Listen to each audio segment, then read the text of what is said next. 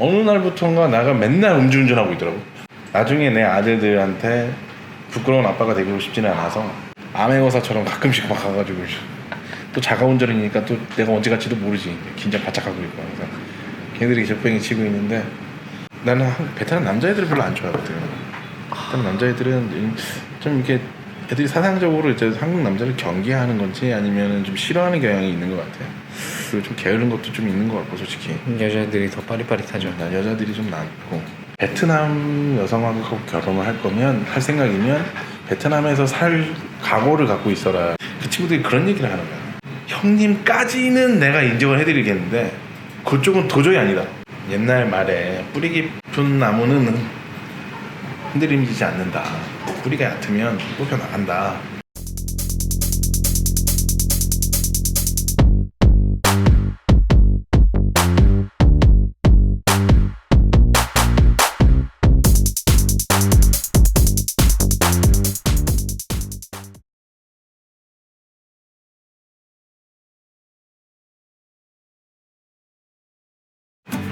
술은 이제 영원히 빠빠이 하는 거네.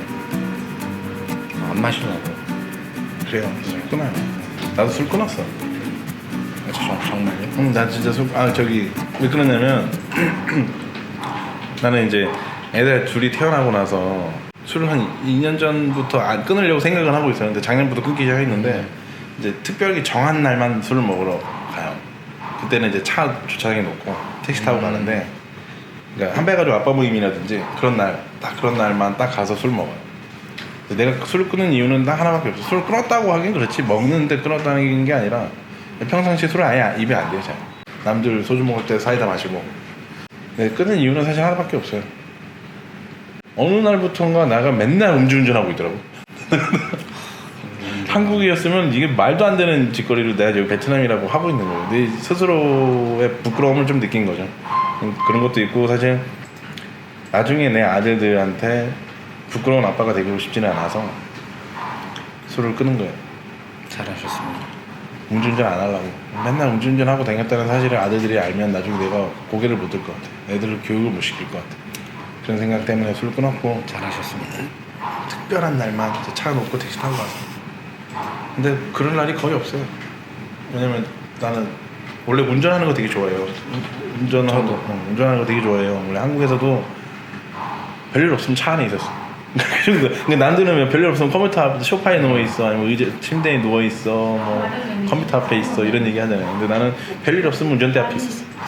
차를 진짜 좋아해.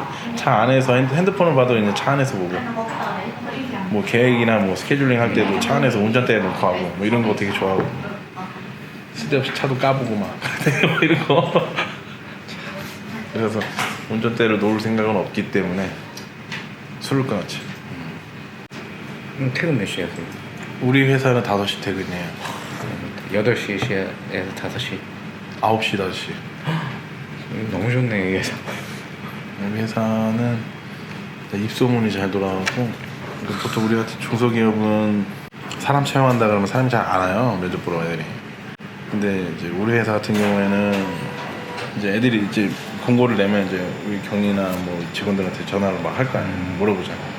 근무 조건이 어떻게 되니? 뭐 이런 것도 물어볼 거 아니에요. 내가 들은 건 아니지만 나 그냥 봐도 알잖아. 뭐 사적인 전화하고 있네. 뭐 전화 들어보면 아니 결론만 얘기하면 우리 회사 그 모집 공고 내면 벌떼같이 가. 그렇죠. 인프라가 좋으니까. 그렇죠. 그럼 애들도 월급도 나쁘게 안 주고 위치 좋고 업무 시간 좋고 완전 좋지. 돈 조금 줘도 업무 세면은 못 견디고 많이 나가더라고. 그러니까 애들이. 우리 회사는 뭐 업무 세지도 않고. 토요일에 안 하죠? 토요일 날은 오전만? 12시까지. 그 정도는 뭐.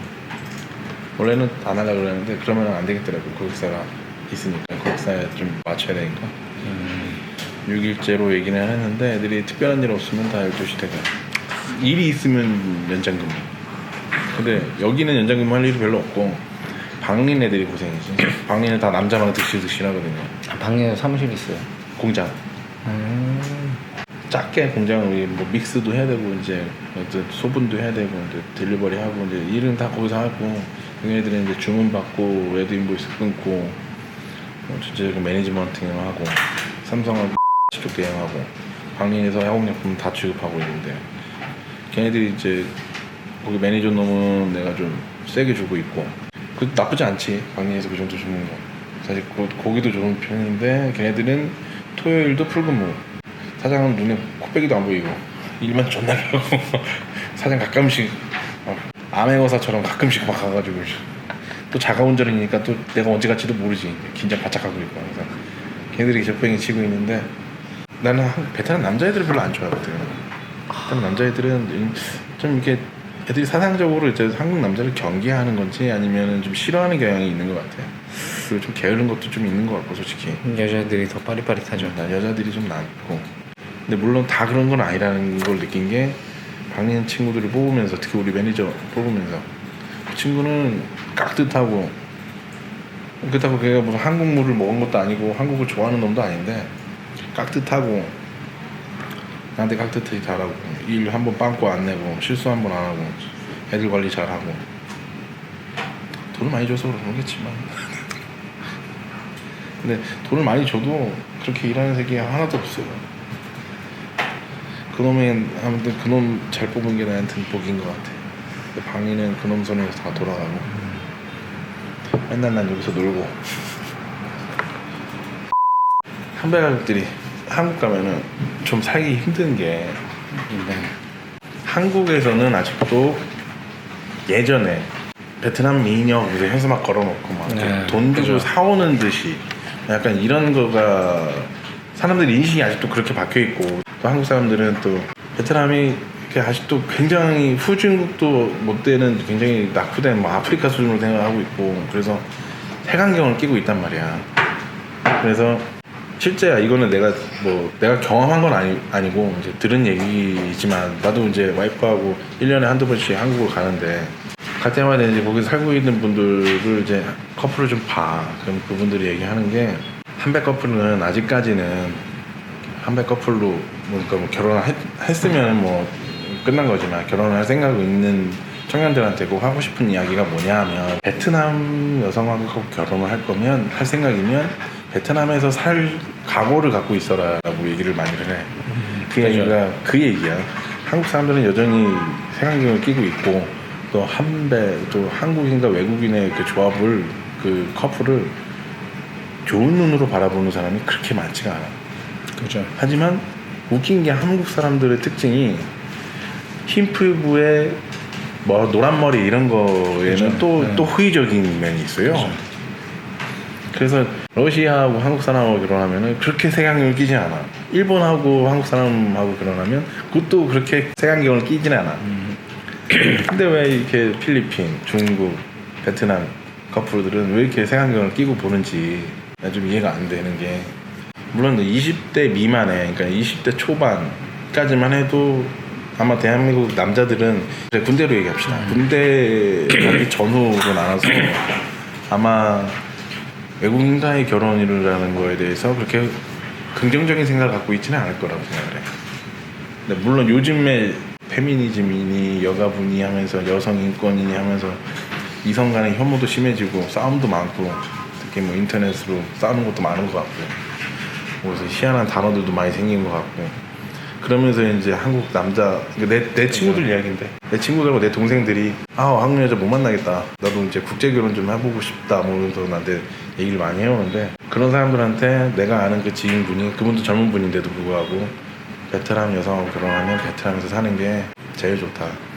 왜냐면 그 밑에 태어난 자손들도 그러니까 우리 새끼들이 다른 사람들이 쳐다볼 때 한국 사람들이 쳐다볼 때 긍정적인 눈을 가지고 쳐다보지 않는다라고 얘기를 많이 하더라고요. 그래서 그런 부분이 좀 아직도 힘들다. 지금 21세기인데 국제화 시대에 아직도 그게 힘들다. 그래서 이제 뭐 우리끼리 술 마시면서 얘기할 때는 아직도 그렇게 생각하고 있는 얼떼기들이 오히려 국제시대 못 맞추는 촌놈들이다. 이렇게 얘기하지만 사실상 내 일을 못하는 건 아닌 것 같아. 사실 이해를 할 수 있을 것 같아. 솔직히 나도 한배가족 협회를 2년 전까지 계속 피했던 게 나갔다가 피했던 게 내가 봤을 때 그 20살 차이 나고 12살 차이는 뭐 기본이야. 띠동갑, 그러니까 와이프하고 그죠. 한국 남자분하고 띠동갑은 기본이고 두 바퀴도 있고 막 이러니까 그런 분들을 볼 때 나도 솔직히 얘기하면 그분들과 나는 다르다. 나는 솔직히 진짜 연애 결혼을 했고 1년 반 동안 연애 결혼을 했고 사랑해서 결혼을 했고 이런 식으로 나만의 그런 걸 좀 만들었던 거지 나도. 근데 이제 와서 보니까 내 와이프와 나의 차이도 9살이나 나는데 와이프 아직도 젊고 예쁜데 나는 좀 이제 벌써 중년이 돼가는 나이고 아직은 청년인가? 40대까지 청년으로 할까요? 그죠. 40대까지 청년이지. 아직 청년이야 그래. 이런 나도 한배 가족 20대 한배 가족들이 되게 많은 거 알죠? 20대 한배 가족 되게 많아요. 아직 많아요. 내가 아는 친구들이 많아. 어디 때요? 뭐 각자 이제 젊으니까 뭐 하남 쪽에 많이 있고 박장 방위 쪽에도 많이 있고 뭐 이렇게 모이는 모임이 있나요? 있어요. 아, 근데 내가 사실은 한배가족 협회 활동을 2년 동안 안 하면서 개인적으로 만나는 동아리 같은 친구들이 있는데 친구들이 이제 20대도 있고 30대 초도 있고 그 친구들이 내가 이제 한배가족 협회를 다시 나가기 시작하면서 그 친구들을 좀 다시 끌어들이려고 얘기를 했는데 그 친구들이 그런 얘기를 하는 거야. 형님까지는 내가 인정을 해드리겠는데 그쪽은 도저히 아니다. 그쪽이라는 게 좀 이렇게 갭이 너무 많다. 그렇지 와이프하고 나이 차이가 많이 나는 그분들 그리고 현재 40, 50대를 넘으신 분들 현재 40대 분들까지도 난 인정을 못하겠다는 거예요. 이 친구들 이야기는 나는 인정을 해줄 수 있겠냐. 나는 이렇게 얘기하는 것 자체가 웃긴 거야. 나는 인정을 받을 수 있는 거냐 니들 세상에서. 형님까지는 인정을 해줄게요. 근데 그 이상은 우리는 너무 괴리감이 느껴지고 격리감이라고 해야 되나? 괴리감이 너무 많이 느껴진다. 그래서 도저히 가입할 수가 없다 거기. 뭐 아무리 좋은 혜택이 있고 아무리 배울 게 많고 선배들이 있어도 그렇게 얘기를 하는데 그 친구들한테 나는 물론 이렇게 표현을 해줬지. 나도 이제 옛날 사람처럼 이야기하고 싶진 않지만 옛날 말에 뿌리 깊은 나무는 흔들리지 않는다. 뿌리가 얕으면 뽑혀 나간다. 그런 것 때문이라도 이제 우리 뿌리라고는 할 수는 없겠지만 그 약간의 그 연관성을 가진 사람들의 그룹을 만들어서 힘을 싣고 그 역사를 같이 가져야지. 그래야지만 우리 한배 가족이 25년의 역사를 갖고 있는 거지. 그냥 여기서 나만 인정을 해버리면 우리는 고작 5년의 역사를 갖고 있는 것 뿐이다. 이런 식으로 좋게 얘기를 하기는 했는데 그 친구들이 얘기하는 거 들어봤을 때 한배 가족임에도 불구하고 20대 친구들이 이렇게 얘기를 하는 거면 아직 결혼을 하지 않은 친구들은 아니면 한국에서 한배 가족이라는 거에 대해서 잘 모르는 분들은 얘나 나나 이분들이나 그냥 하나지. 지금 20대 애들은 뭐 연애 결혼을 뭐 2년 연애를 했고 뭐 자기 같은 경우는 뉴질랜드에서 만나가지고 결혼을 했고 이런 거를 굳이 관심 없다는 거야. 그냥 한배 가족 애들은 한배 가족 애들이야. 이런 식으로 본다는 거지 한국 사람. 그런 거를 봤을 때 한배 가족이 한국에서 살 때 가장 힘든 거는 내 자녀들이 내 새끼가 다른 사람들한테 차별 대우를 받을 수 있다. 차별 대우를 실제로 지금 받고 있다. 라는 게 이제 그 사람들의 고충이고 두 번째가 그 사람의 와이프가 베트남 분인데 와이프도 약간의 차별을 받고 있는 건 사실이다. 그죠. 그것도 고충이고 또 웃긴 거는 나는 한국 사람인데 마누라가 베트남 사람이라는 이유로 혹은 중국 사람이라는 이유로 혹은 필리핀 사람이라는 이유로 내가 약간 무시를 받는 느낌이 있다 하는 게 또 세 번째 고충이고 무엇보다 가장 큰 거는 자녀에 대한 부분인데 이번에 또 이제 제대로 사건이 터졌잖아. 한국 사람들이 가지고 있는 그 색안경 그거를 그래도 좀 먹물좀 먹었다는 양반이 한번 터뜨린 사건이 있어. 그거 뭔지 알아요?